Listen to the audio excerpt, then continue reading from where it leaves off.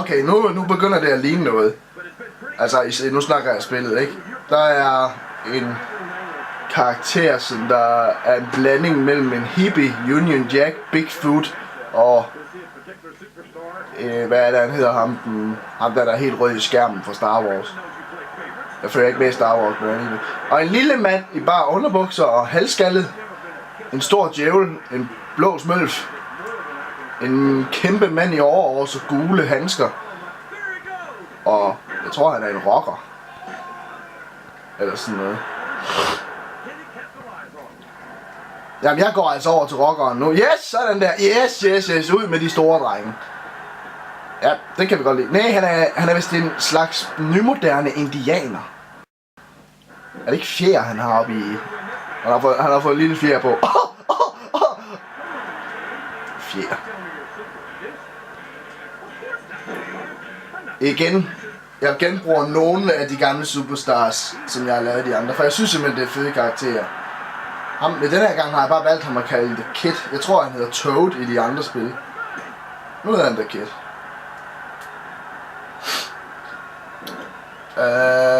Ja, nu rører jeg lidt uden for samtale, men hvad snakker vi om? Divas. Jamen altså inden for divaerne, der mangler vi seriøst karakterer. Altså Beth Phoenix's Superwoman-agtige gimmick der, det vil jeg gerne være fri for. Det har kørt længe nok. Ikke fordi hun må gerne blive ved med at forestille sig at være stærk, men de må godt lade være med at lade hende virke så uovervindelig. Og det har de også begyndt på. Hun er begyndt at tabe kampene uden indblandinger og uden noget som helst, som der virker sådan altså, nå ja, men det var jo derfor hun tabte. Nu taber hun, fordi hun taber. Og det skal de blive ved med. Men altså, det var gimmicks vi snakkede om. Vi har brug for noget mere, ligesom AJ's gimmick. Vi har brug for, at de får noget personlighed. Ikke engang Natalya, altså, hvor er hun henne? Lad os få noget mere Natalya. Og I ved det, det vil I også have.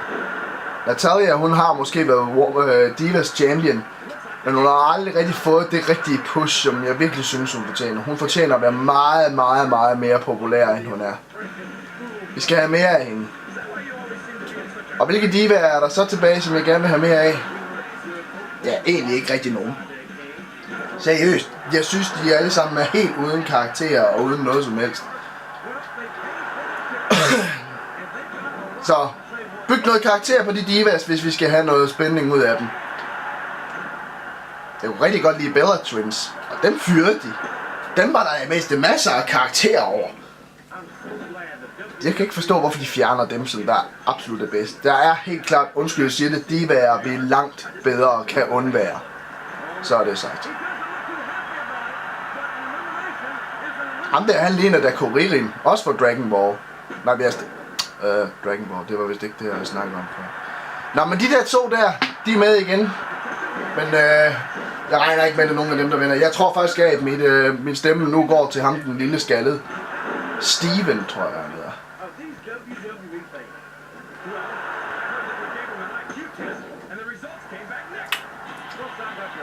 The Ghost. Spøgelset. Ja, det er tilladt at have et spøgelse med i kamp. Kan man slås mod sådan en? Vil man ikke bare gå lige igennem ham? Og i så tilfælde, hvis man faktisk kunne røre ham, og han så kom i submission move, ville han så egentlig kunne røre ved rebene? Hvis han ikke kunne det, ville han så være nødt til at tabe out. Og hvis han tabede out, ville han så gå igennem ringen? Okay, nu begyndte det at blive lidt mærkeligt, det ved jeg godt. Men helt ærligt, altså, jeg er faktisk i forvejen lidt sent på den. Klokken er lige nu, mens jeg sidder her og snakker, 15:21 lørdag den 14. juli. Og jeg har ikke fået lavet videoen færdig. Jeg har haft rigtig meget at se til. Jeg er lidt træt. Jeg har arbejdet i de sidste par dage her. Så jeg skal nok gøre det godt. Så godt jeg kan. Men have mig lige lidt undskyld i dag. Men jo. Jeg kan afsløre noget for jer her. Og det ved I jo nu, hvis I bare sidder og hører det hele. Jeg har en ny idé til hvordan jeg har tænkt mig at lave de her videoer her med SmackDown vs. Raw. Det bliver nyt og sensationelt, og måske kommer det allerede til at foregå i næste uge. Fordi nogle gange, jeg har bare bedre dage end andre, hvor jeg er bedre til at kommentere end andre dage. Okay, nu slår jeg op. Daniel Bryan. Ham kan jeg godt lide. Ham skal vi have... Nej, det vil være noget pisse at sige. Ham skal vi have noget mere af. Han er mere fremadgående end nogensinde før. Jamen altså... Der lige siden af han turnede heel, eller hvad folk igen vil kalde det, så... Jamen altså, jeg har altid syntes, at Daniel Bryan var begge dele. Jeg har aldrig set Daniel Bryan som en heel. Jeg vil aldrig komme til at se ham som en heel. Jeg synes ikke, han er heel-agtig. Han er bare stadigvæk misforstået. Han er bare misforstået god. Han er en god wrestler, og jeg synes ikke, han har gjort noget, som direkte gør ham til en heel. Og nu ser du måske og tænker, hvad skal der til, før jeg synes, at han er en heel? Jo, det vil for eksempel være at snyde i en kamp, vinde ved at få en af sine... oplagt at få en af sine kammerater til at hjælpe en med et steel chair shot, eller bag dommerens ryg lave et bad move. Og så vidt jeg ved, så har jeg ikke set noget af det. Så jeg synes seriøst ikke, at han er ikke nogen heel. Han er bare en misforstået face. Yes. Jeg kan egentlig godt vide, hvis han nu blev gift med AJ, hvis hun rent faktisk havde sagt ja. Gå ved, om det så havde foregået således, at inde i kirken, og så præsten spurgte Daniel, nu kan jeg ikke huske, hvordan de siger det på engelsk, men altså, og vil du elske og ære hende og aldrig blæse på hende, så ville han jo nok svare, yes! Yes! Yes! Hold da fast. Jeg kunne godt tænke mig at se en præst udtrykke i øjnene, hvis han faktisk gjorde det.